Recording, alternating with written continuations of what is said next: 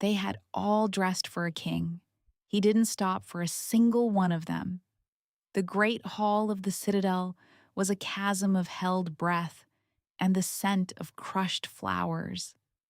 Ilara stood in the alcove beside the western arch, her ink-stained fingers curled around a spare quill, her presence as functional and unnoticed as the cold stone at her back. Her task was to record the claiming, not to partake in it. She was a record, a ghost at the feast, and that was her safety. From her vantage, the procession of noble daughters was a river of silk and jewels, their faces masks of exquisite, hungry hope. Each one was a masterpiece of political ambition, bred and polished for this single, silent inspection. They stood arranged by rank, from the high-born daughters of the northern marches with their silver-spun hair, to the sultry heiresses of the summer isles, their skin gleaming with scented oils. They were offerings, beautiful, silent, and desperate. And the king, their alpha, saw none of them. King Theron moved not like a man reviewing his choices, but like a storm front moving across a still plain. He was a figure of absolute, unnerving stillness and motion. He did not look left or right. His eyes, the color of a winter sea, were fixed on something far beyond the gilded walls of the hall. The air crackled around him, a field of silent pressure that made the candle flames dip, and the jewels on the women's throats seemed to lose their fire. He was all shadow and steel, from the severe cut of his black tunic to the unadorned silver of the crown that was less a decoration and more a weight of office. He passed the daughter of the Duke of Aurelia, whose dowry could fund a war for a decade. He passed the siren of House Valois, whose beauty was said to have ended one. He passed them all, a relentless, solitary tide. The silence in the hall began to curdle, hope souring into a collective, unspoken panic. Ilara kept her head bowed, her focus on the vellum stretched across her lapboard. She noted the time, the quality of the light, the names of the families as he passed them, a litany of rejection. Her quill scratched a steady, rhythmic pulse against the quiet. It was the only sound she could control. Then, the scratching stopped.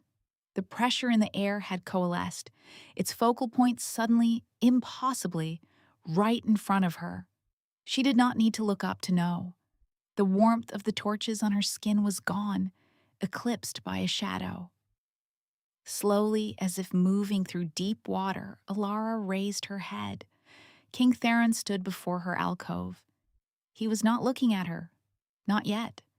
His gaze was on her hands, on the ink stains that mapped her fingers, on the sharp, practical line of the scribe's knife tucked into her leather belt.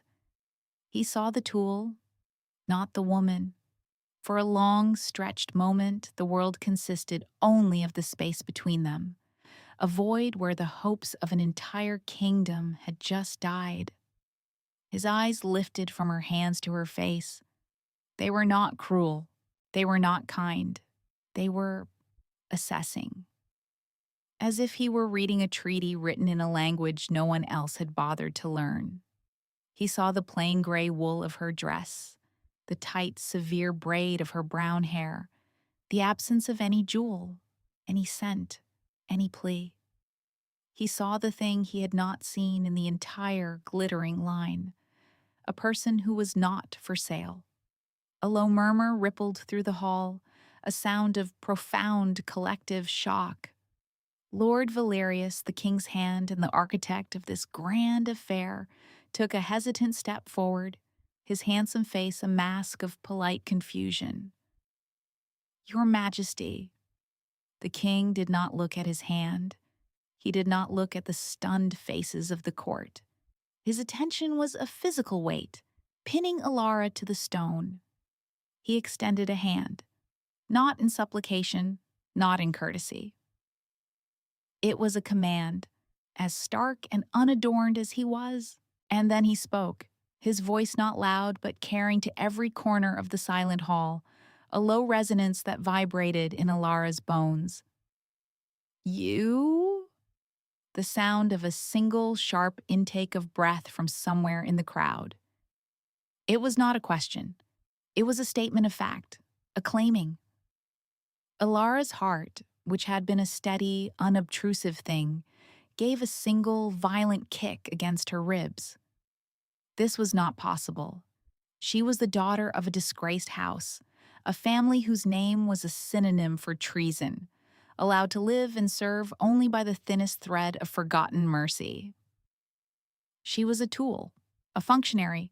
She was invisible, to be seen, truly seen, by him. It was not a blessing. It was a death sentence. She did not take his hand. She simply stared back at him, her own expression as unreadable as his. In that moment, she was not a scribe, not a woman, not a subject.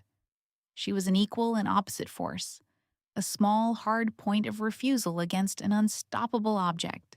The silence stretched, thin and terrible. He did not retract his hand. He simply waited, his patience a more terrifying weapon than any sword. And Alara knew, with a certainty that chilled her to the marrow, that her life as a shadow had just ended. The rooms they gave her were in the king's own wing, a section of the citadel so stark and silent it felt more like a monastery than a palace. There was no silk, no gilt, only dark, polished wood, gray stone, and the scent of beeswax and cold air. A fire had been laid in the hearth, but not lit. It was a space that valued function over comfort, a perfect reflection of the man who ruled from it. Alara stood in the center of the main chamber, her small satchel of quills, ink pots, and vellum pages the only personal possession she had brought with her. She had been escorted by two of the king's personal guard, the silent, terrifying soldiers known as the Stone Legion. They had not spoken a word to her, their armored forms moving with an unnerving grace. They had closed the heavy oak door behind her, and the sound of the bolt sliding home was one of absolute finality. A heavy wooden bolt sliding into place. She was a prisoner, a prize, a problem. She did not know which, and the uncertainty was a blade against her throat.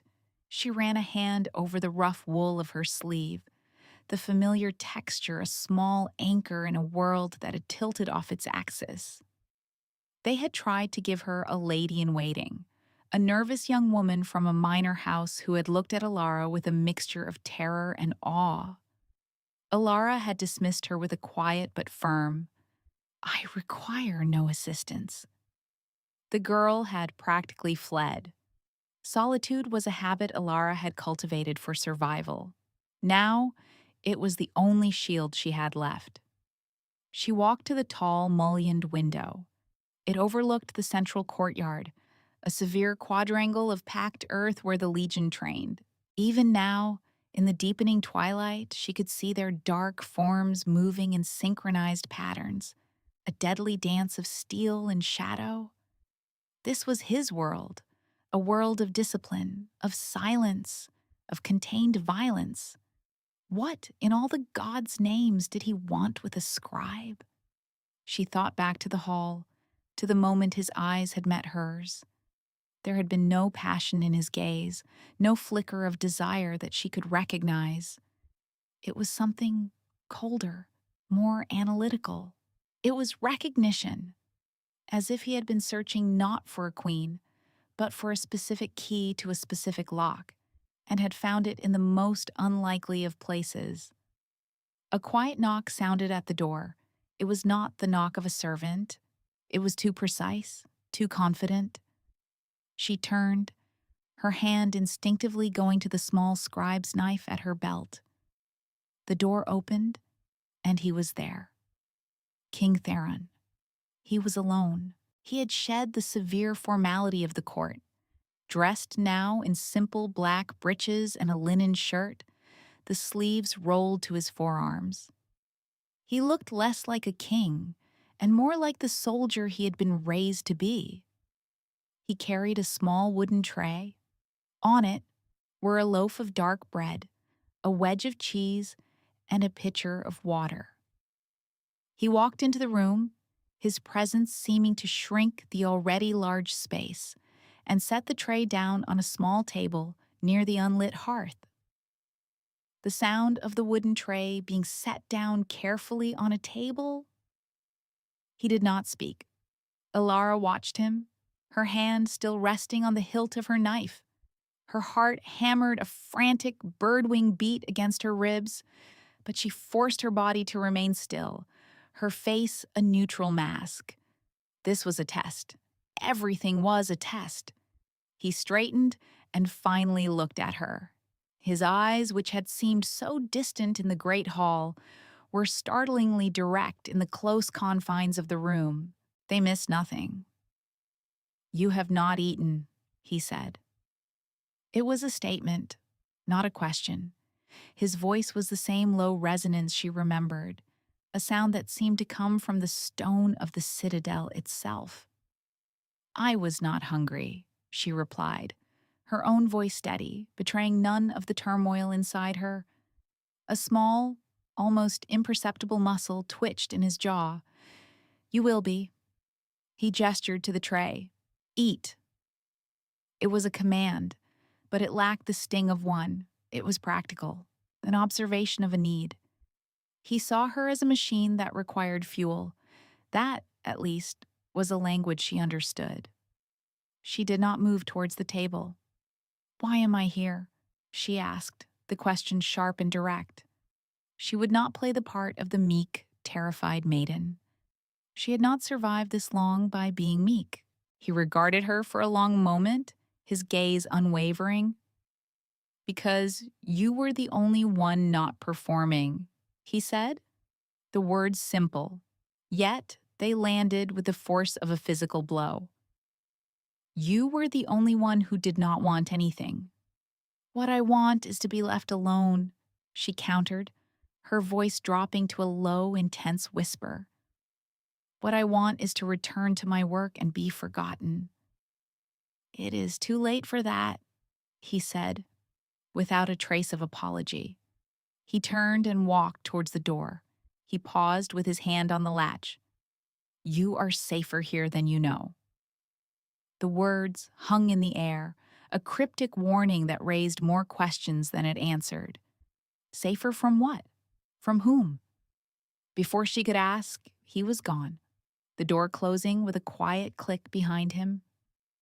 A door closing softly, she was left alone in the silent room, with the untouched food and the chilling implication that the world outside the stone cage was now more dangerous to her than the man who had locked her inside it.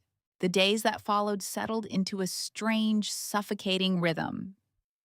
Alara was not confined to her rooms, but the king's wing of the citadel was a gilded cage nonetheless. She was permitted access to the royal library, a vast, circular chamber filled with the accumulated knowledge of 1,000 years. But she was always accompanied by one of the Stone Legion, a silent, armored shadow who stood sentinel at the door.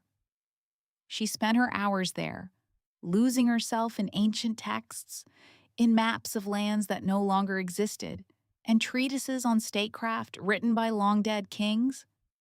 It was a desperate attempt to reclaim a piece of her old life, of the quiet, intellectual solitude that had been her refuge. But even here, she was not truly alone. He would appear without warning. King Theron would enter the library as silently as a cat, his presence announced only by a subtle shift in the atmosphere, a sudden weight in the air. He would not speak to her. He would select a book, always a military history or a survey of fortifications, and sit at a table on the opposite side of the grand room. And he would read. But Alara could feel his attention on her, a constant, low-level hum of awareness. She would feel his gaze lift from a page and settle on her, and when she dared to look up, she would find his winter sea eyes watching her, his expression unreadable. It was a siege, a slow, patient, and unnerving siege of her solitude. They took their evening meals together in his private solar, a stark room dominated by a massive oak table and a map of the kingdom that covered an entire wall. The first night, a servant had attempted to serve them, but Theron had dismissed him with a single sharp gesture. After that, the food was brought and left on a sideboard, and they served themselves in a silence that was more charged and intimate than any conversation. Alara ate mechanically, her senses on high alert. She learned the small sounds he made, the quiet scrape of his chair on the stone floor, the soft clink of his fork against the ceramic plate, the way he would pause, his cup halfway to his lips, lost in a thought she could not penetrate. She learned the geography of his face in the flickering candlelight, the hard line of his jaw, the faint scar that cut through his left eyebrow, the way exhaustion carved subtle hollows beneath his cheekbones. He was a man who carried the weight of his kingdom like a physical burden, and he carried it alone. One evening, she found him staring at the great map on the wall, his back to her. He had not touched his food.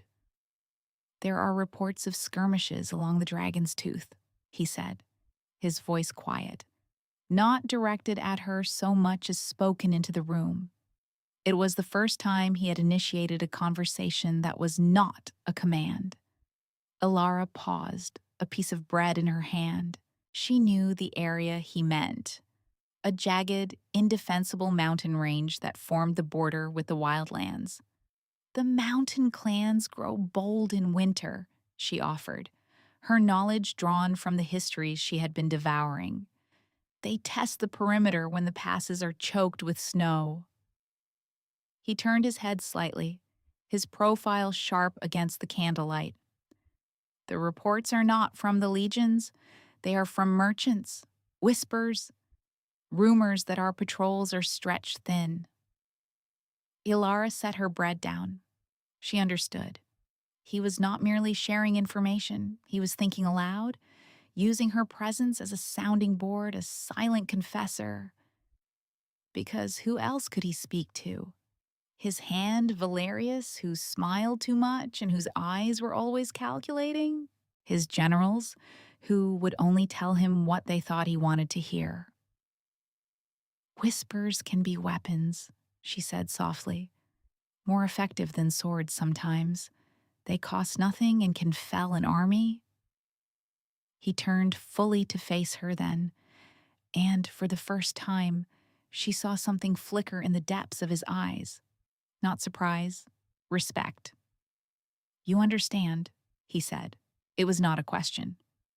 "I understand that information is power," she replied, her gaze steady, "and that those who control the narrative control the kingdom."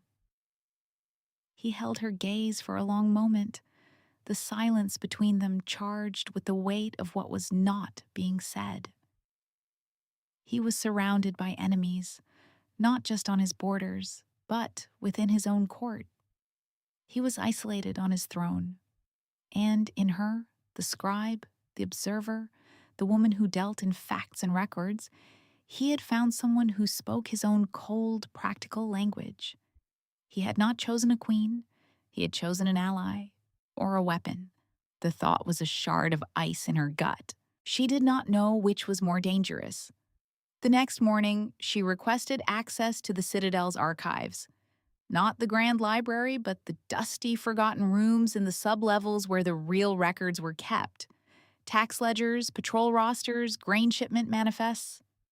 The minutiae of a kingdom's lifeblood. The request was a test of her own. If he was truly seeking an ally, he would grant it. If he saw her only as a captive, he would refuse. The guard at her door conveyed her request. Hours passed in silence.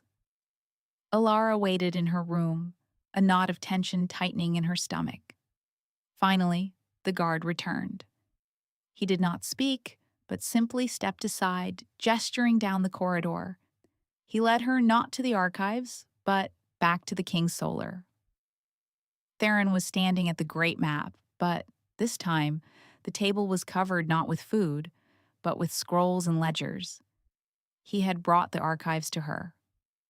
"Show me," he said, his voice a low command that held a current of something else, a challenge, an invitation.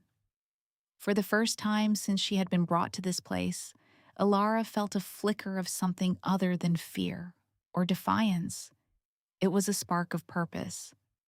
She walked to the table, her ink-stained fingers hovering over the dusty scrolls. Here, in the unglamorous, unvarnished truth of numbers and reports, she was not a pawn. She was in her element. She was home. Lord Valerius watched the unfolding situation with the cool, detached precision of a master falconer. The king's bizarre choice of the disgraced scribe had been a shocking disruption to his carefully laid plans. But Valerius was not a man to be flustered by the unexpected. He saw it not as a setback, but as an opportunity, a weakness to be exploited. He found Alara in the library several days later. She was poring over a series of agricultural surveys from the southern provinces, her brow furrowed in concentration. He approached her table with a practiced, disarming smile, his movements fluid and graceful. He radiated a charm that was as potent as it was false. "Mistress Alara," he said, his voice smooth as oiled silk. "I hope His Majesty's hospitality is to your liking." Alara did not look up immediately. She carefully placed a weighted marker on her page before raising her eyes to meet his. Her expression was neutral, uninviting. "Lord Valerius," she acknowledged, her tone flat. "The king has been generous." Of course," Valerius purred, pulling up a chair and seating himself without invitation. "Though some might find these accommodations rather austere. He has never been one for comfort, our king. All iron and will, that one." He leaned forward, lowering his voice to a conspiratorial murmur. "Which is why his recent decision has caused such confusion in the court. To overlook the finest daughters of the realm for well, forgive me, us, a woman of letters. It is most unconventional." "The king's decisions are his own," Alara said, her gaze unwavering. She would give this man nothing. No fear, no curiosity, no weakness. "Indeed," Valerius agreed, his smile never faltering. "But a king's decisions affect us all. The stability of the realm depends on strong alliances, the very alliances this claiming was meant to secure, alliances you, by your very presence, have prevented." He paused, letting the weight of his accusations settle in the air between them. "I am merely a scribe," Alara stated, her voice cold. "I prevent nothing." Valerius laughed, a soft, pleasant sound that did not reach his eyes. "Oh, my dear, you must not underestimate yourself. You are the most powerful woman in the kingdom right now. You hold the king's attention, a thing no one has managed to do for very long. The question everyone is asking is, why?"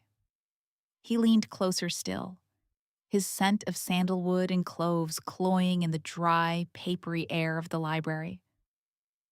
"Your family, the House of Nevin. Their fall from grace was so swift, so total, some say it was unjust, that your father was a scapegoat for the ambitions of others. Perhaps you are here to seek justice for him, to reclaim your family's honor." Alara's blood ran cold. He was probing, searching for a motive he could use, a lever he could pull. Her family's ruin was a wound she kept buried deep, a place of silent, aching grief. For him to speak of it so casually was a violation. "My family's history is a matter of public record," she said, her voice tight, "as is my position here. I serve at the king's command." "Of course you do," Valerius said, straightening up, his smile returning as if their conversation had been utterly pleasant. "We all serve. I only wish to ensure you understand the complexities of the game you now find yourself in. The board is larger than you think, and not all the pieces are visible." He stood, smoothing a non-existent wrinkle from his velvet doublet. "If you should ever find yourself in need of a friend, an advisor, someone who understands the currents of this court, my door is always open." He gave a slight bow and departed, leaving behind a lingering sense of menace that was more chilling than any open threat. Alara stared at the page in front of her, but the words had become meaningless glyphs. Valerius had not been offering friendship. He had been delivering a warning and a threat. "Side with me, or I will destroy you." She now understood Theron's cryptic words. "You are safer here than you know." The court was a nest of vipers, and Valerius was the most charming and venomous of them all. He saw her as an obstacle, an anomaly to be removed, and he would use her past, her family's name, as his weapon. That evening, in the solar, the silence felt different. It was heavier, laced with the residue of her encounter with Valerius. Theron seemed to sense it. He watched her across the table, his gaze more intense than usual. "Valerius spoke with you," he said. It wasn't a question. Ilara looked up, startled. "How did you know?" "I know his habits," Theron replied, his voice flat. "He is a gardener. He tends to his plots. He would not leave an unexpected weed to grow unchecked." The metaphor was chillingly apt. "He offered his friendship," Ilara said carefully. Theron gave a short, humorless laugh. It was a shocking sound, like stone grinding against stone. "His friendship is a beautifully crafted cage. He offers it to everyone he intends to control." He leaned forward, his forearms resting on the table. The candlelight cast his face in harsh shadows, making him look older, more dangerous. What else did he say? Alara hesitated. To tell him about the mention of her family felt like bearing her deepest wound. It was a vulnerability she could not afford. But to withhold it was a risk of a different kind. If Theron was to be her shield, he needed to know where the blows would land. "He spoke of my family," she said, her voice barely a whisper. "Of my father." The name hung in the air between them, a ghost at their table. Theron's expression did not change, but a stillness settled over him, a deep, listening quiet. He did not press her. He did not offer empty words of sympathy. He simply waited, giving her the space to speak or to remain silent. It was a profound, unspoken courtesy, more comforting than any platitude. "He implied that I was here for revenge," she continued, finding strength in his silence. "That I was using your attention to restore my house's name." "And are you?" he asked, his voice neutral, devoid of accusation. It was a simple, direct request for the truth.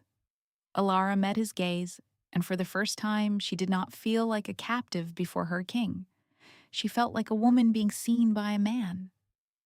"No," she said, and the word was imbued with the absolute certainty of her soul. "My family's name is Ash. I am not trying to rebuild a ruin.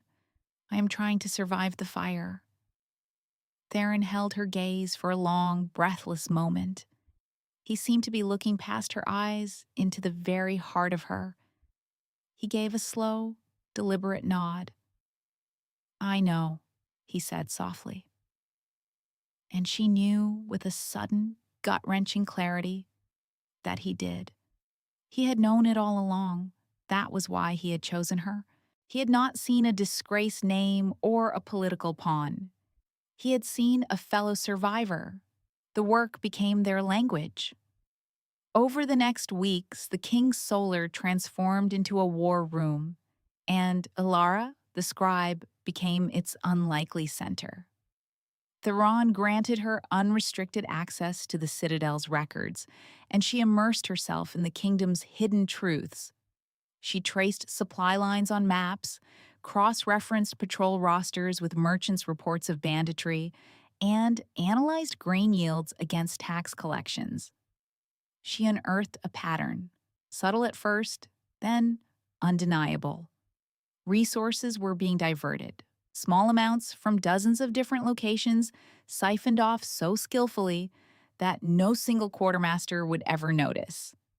Patrols were being reassigned from key defensive positions to chase phantom threats, leaving strategic roads and mountain passes vulnerable. It was a slow, methodical weakening of the kingdom's infrastructure, a death by 1,000 cuts. It was the work of a patient, meticulous mind, the work of Lord Valerius. She presented her findings to Theron one night, spreading 3 scrolls across the great oak table. The candlelight illuminated columns of her neat, precise script, lines and arrows connecting disparate pieces of information into a single, damning picture. The sound of parchment being unrolled and smoothed flat. Theron stood beside her, his shoulder almost brushing hers as he leaned over the table. She was acutely aware of his proximity, of the warmth radiating from him, a stark contrast to the cold facts laid out on the vellum. He studied her work in silence, his eyes tracing the connections she had made. He did not question her methods or her conclusions. He absorbed the information with a focused intensity that was both frightening and exhilarating. "The northern garrisons are undermanned by 1/10, he said, his finger tapping a point on the map. "And the grain shipments to the Silver Stream Valley are a quarter short, for 2 seasons. "It's enough to incite unrest," Ilara said, her voice low. "Hungry people are angry people. If the mountain clans were to raid the valley now, the people wouldn't blame them. They would blame the king who left them hungry and defenseless. Valerius is not trying to start a war." Theron mused, his gaze distant. "He is cultivating a crisis, one that he and only he can solve." He straightened up, turning to look at her. The space between them felt charged, electric. "He underestimated you," Theron stated. "He saw you as a complication. He did not see you as a threat." "He is not the only one," she murmured, her eyes dropping to the scrolls. She had spent her entire life being underestimated. It had been her shield.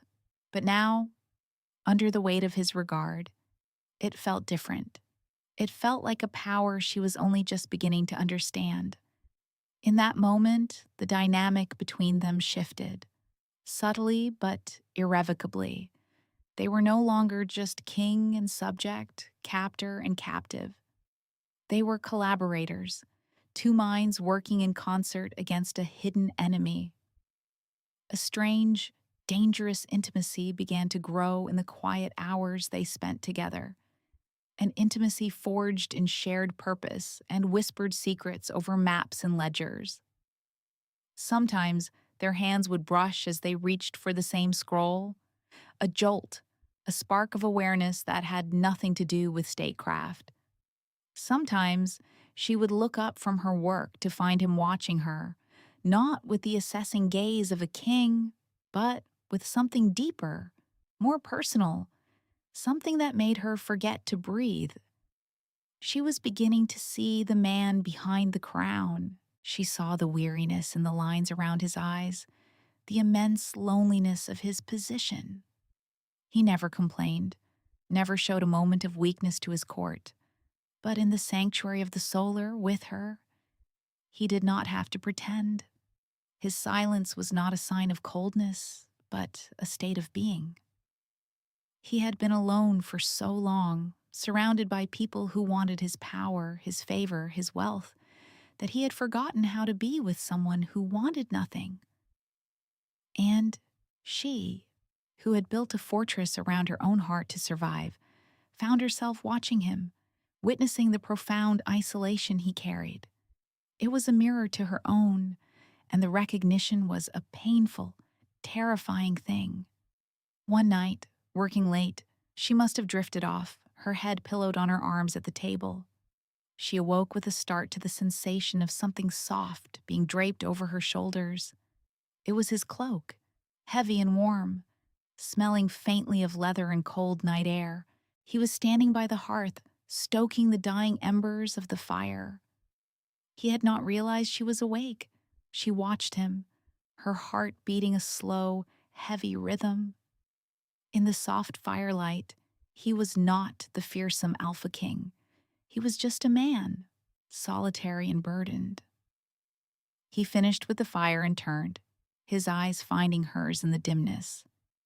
He did not seem surprised to find her awake. There was no awkwardness, no apology. He simply held her gaze. The silence in the room was absolute, a living thing. In that quiet, a line was crossed. Neither of them spoke of it. Neither of them had to. They both knew that they had moved beyond politics and alliances. This was something else entirely, something far more perilous. Valerius, feeling his control over the king slipping, knew he had to act. He could no longer afford to be subtle. He laid his trap with the exquisite precision of a master artisan.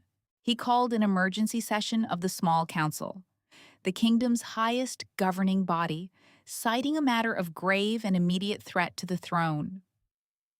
Theron was obligated to attend, and custom dictated that Alara, as his chosen consort, be present, though she was to remain silent, a symbol of his house.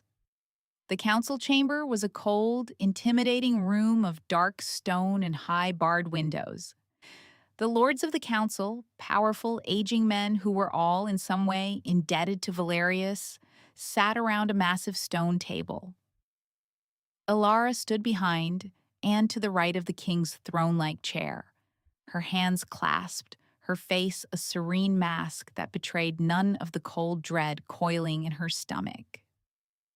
Valerius began, his voice filled with a somber, theatrical gravity. He spoke of instability, of whispers of treason that had reached his ears. Then he looked directly at Alara. The source of this instability, I fear, comes from within the citadel itself, he announced, his gaze sweeping across the faces of the council lords. It has come to my attention that the family of the Lady Alara, the House of Nevin, was not merely disgraced. They were traitors of the highest order. He produced a scroll, the seal of the Royal Inquisitor's office on it, gleaming in the torchlight. I have unearthed the full confession of her father, Lord Nevin, a confession sealed by the late king.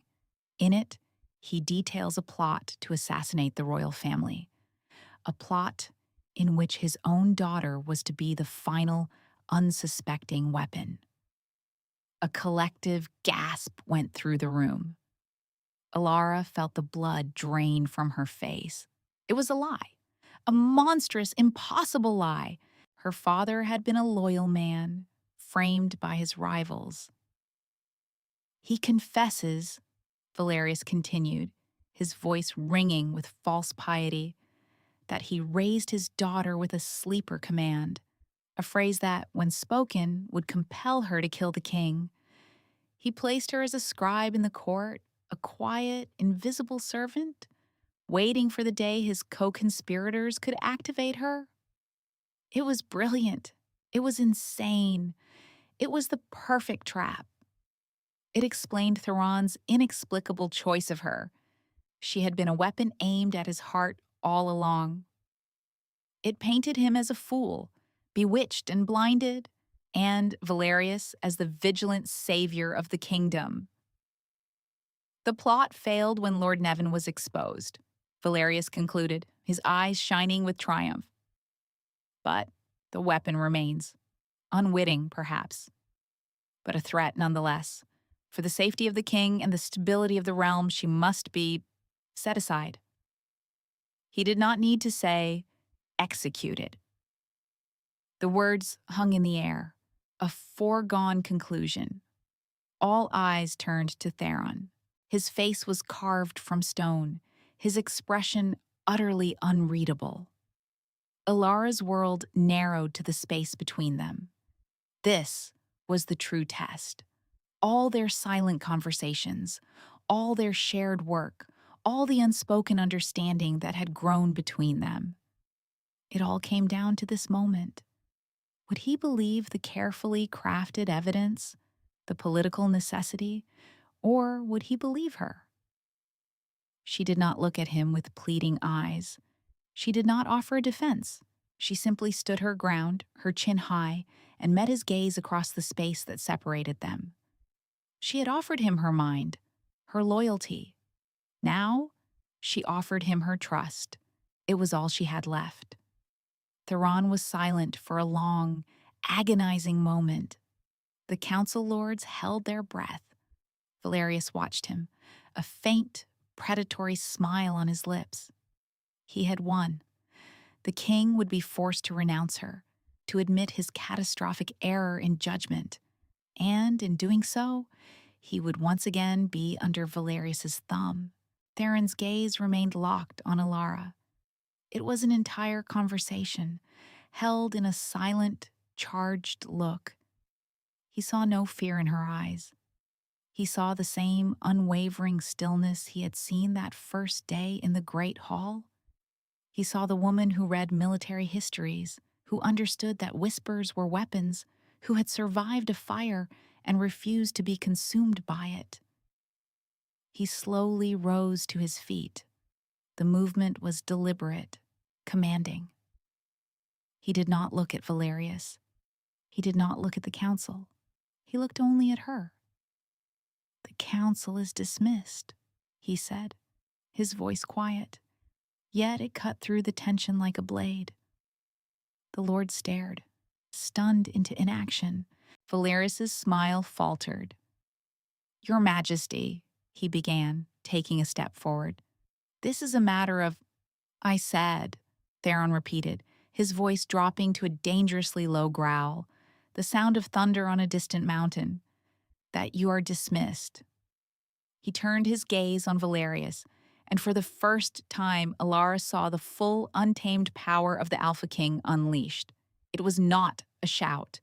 It was a cold, absolute assertion of will that sucked the air from the room. "All of you, now!" The lords scrambled to their feet, their chairs scraping against the stone floor. They fled the room like frightened mice. Valerius held his ground for a moment longer, his face a mask of disbelief and fury. But he could not withstand the sheer force of the king's silent command. With a look of pure venom directed at Ilara, he turned and swept from the room. They were alone.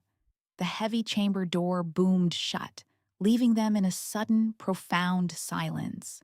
The unsealed confession lay on the table between them, a pale, venomous snake. Ilara's legs felt weak, her body trembling with the aftermath of the confrontation. Theron did not move towards her. He walked to the table, picked up the scroll, and, without reading it, rolled it tightly in his fist. He walked to the great hearth at the end of the room and tossed it into the flames, the crackle of dry parchment catching fire.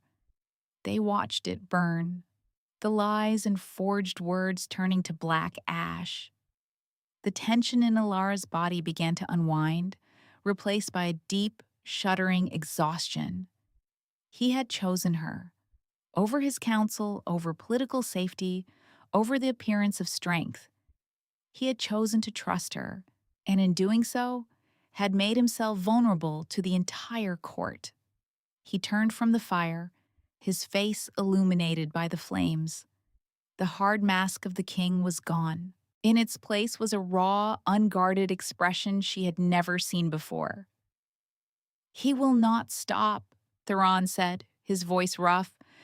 "This was only his opening move. He will try to poison the court against you, against me." "I know," she whispered. He crossed the room in 3 long strides, stopping directly in front of her. He was so close she could feel the heat of the fire on his skin, could see the flicker of the flames reflected in his dark eyes. He reached out, not to touch her face or her hands, but his fingers gently brushed against the small, bone-handled scribe's knife at her belt. The same knife he had noticed on the day of the claiming. It was her symbol, the tool of her trade, the mark of her self-sufficiency, the one thing that was entirely her own. His touch was light, a ghost of a sensation, yet it sent a tremor through her entire body. "This," he said, his voice a low vibration that seemed to speak directly to her soul, "is why. You were never a weapon aimed at me. You are the one person in this entire kingdom who carries her own." He looked up from the knife, his eyes meeting hers. The last of his defenses seemed to crumble, washed away in the firelight. "I have been alone my entire life, Alara," he said, her name on his lips for the first time, a shocking, intimate sound. "Surrounded by 1,000 voices and utterly alone. Until you." He did not say he loved her.